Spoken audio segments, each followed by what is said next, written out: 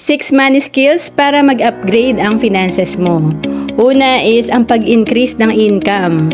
Importante, i-improve natin yung skill natin para magkaroon tayo ng other source of income at mabilis tumaas ang ating income.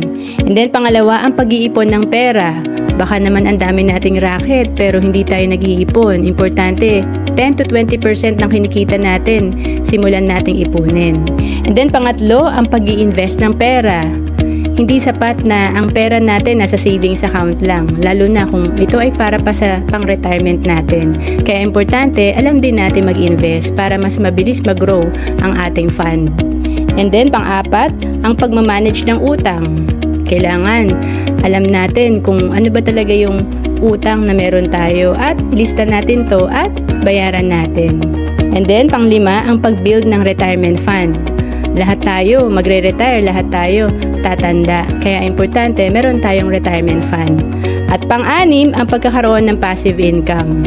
Nakakapagod naman kasi kung hanggang sa 65, 70 years old tayo, nagtatrabaho tayo.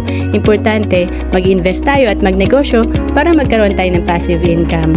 To know more about savings and investment, message mo lang ako sa FB, Roan Celis Capistrano.